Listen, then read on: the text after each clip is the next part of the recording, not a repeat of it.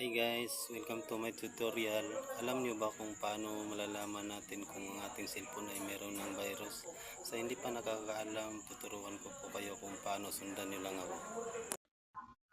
Unang-una guys, hanapin muna natin yung ating Chrome. Ayan, pindutin lang natin. Tapos pindutin ang 3 dots sa may taas. Ayan, pindutin ng settings. Tapos scroll lang guys. Hanapin lang natin ang site settings. Ayan, pindutin natin.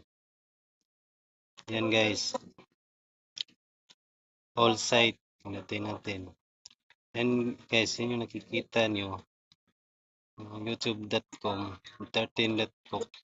Yan yung dapat nating burahin para mawala yung virus sa ating mga cellphone. I-click lang natin. May makikita kayo nga delete and reset. Yan, pindutin lang natin. Yan guys, wala na. Balik na tayo. Ayan guys, hindi pa nakakapag-follow, please follow and share and subscribe para updated kayo sa mga iba ko pang tutorial. Salamat.